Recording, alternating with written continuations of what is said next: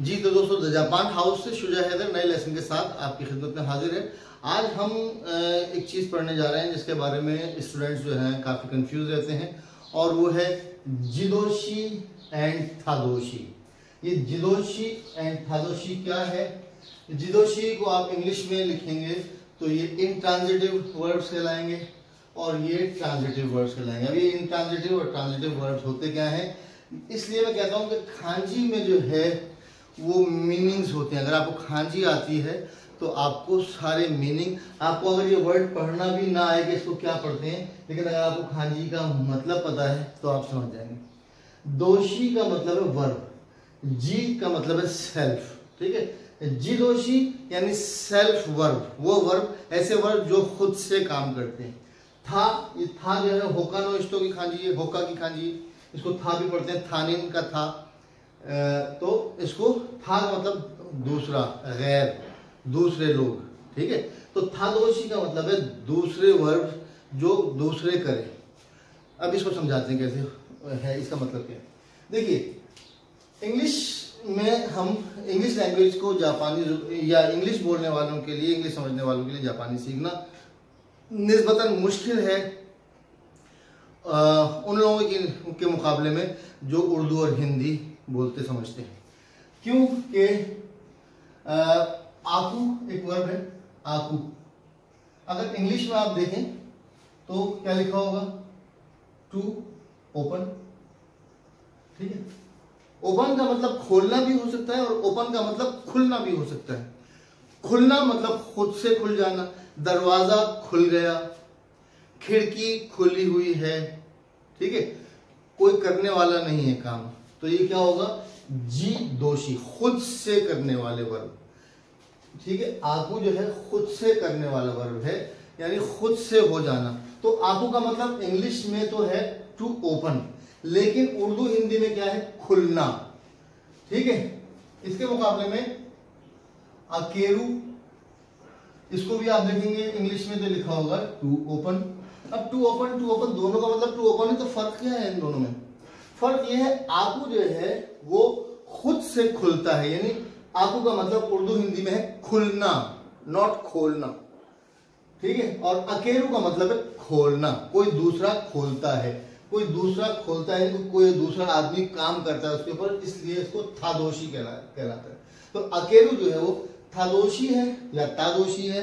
जैसे मैं बता चुका हूं, जापानी जुबान में या अंग्रेजी में भी ता और था, का और खा में कोई फर्क नहीं है, ठीक है। पा और फा में कोई फर्क नहीं है।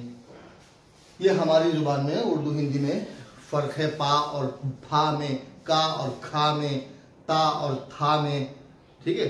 तो हमारे ईयर्स जो हैं, हमारे कान ज़्यादा सेंसिटिव हैं बनिस्बत अंग्रेजी बोलने वाले और जापानी बोलने वालों के मुकाबले में, क्योंकि वो लोग जो है ता और था में फर्क नहीं समझते, का और खा में फर्क नहीं समझते। हमारे यहाँ ये फर्क है, ठीक है।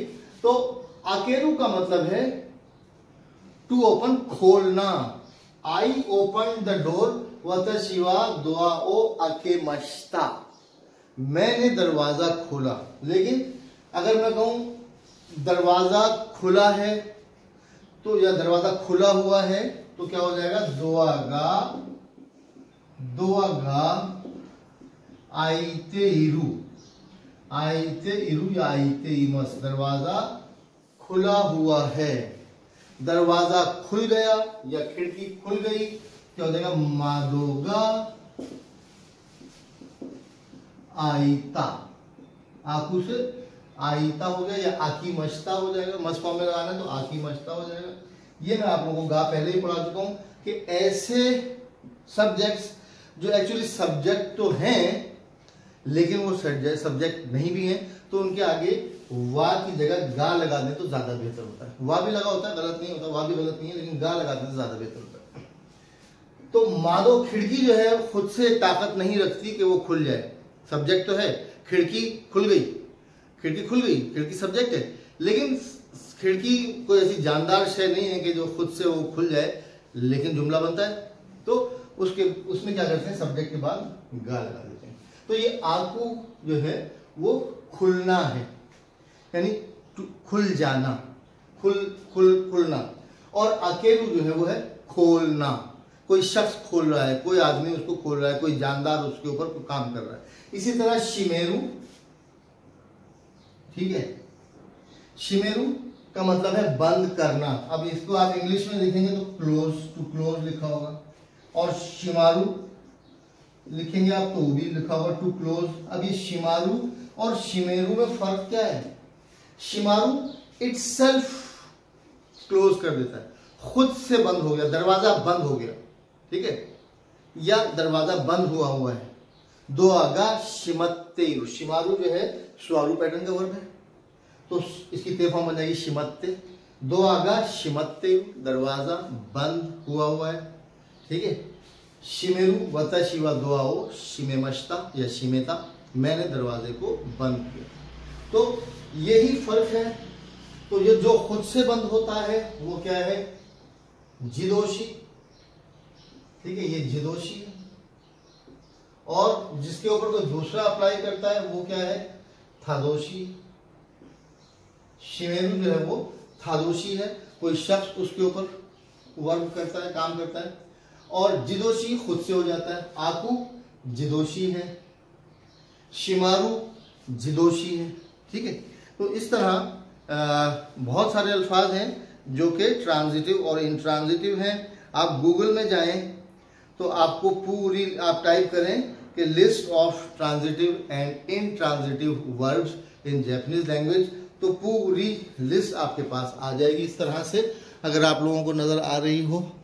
तो इसमें देखिए, देरू निकलना, खुद से निकलना, और दासू निकालना, निगेरू फरार होना, भाग जाना, और निगासू भगा देना, तोकेरू पिघल जाना, तोकासू किसी चीज़ को पिघालना, पिघलाना, पिघालना कह रहा हूँ, पिघलाना सही वर्ड होगा। इसी तरह खारेरू सूख जाना, और खरासू सुखाना, ठीक है। फुएरू बढ़ जाना, तादाद बढ़ना, फुएरू, और बढ़ाना फुयासू। तो इस तरह के बहुत सारे वर्ब्स हैं, इनकी प्रैक्टिस करें।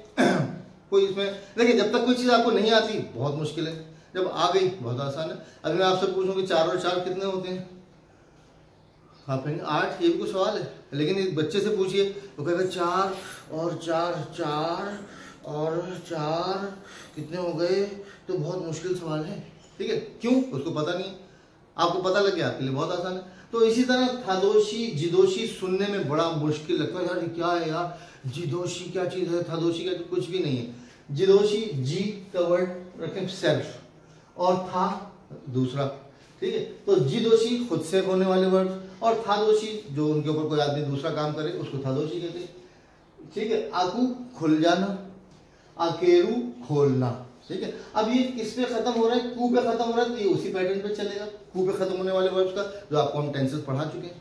इसी तरह ये रू पे खत्म हो रहा है, तो आपने मालूम करना है कि ये रू जो है ताबेरू पैटर्न का है, ये स्वारू पैटर्न का है। ये रू जो है वो ताबेरू पैटर्न का है, तो इसकी मस फॉर्म हो जाएगी अकेमस।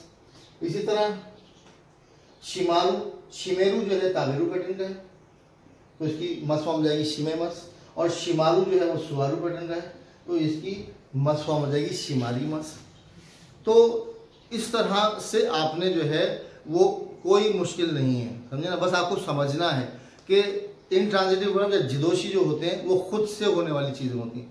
मैं कमरे से निकल रहा हूँ तो मैं खुद निकल रहा हूँ ना, लेकिन किसी ने मुझे कमरे से निकाल दिया जलील करके, तो क्या होगा?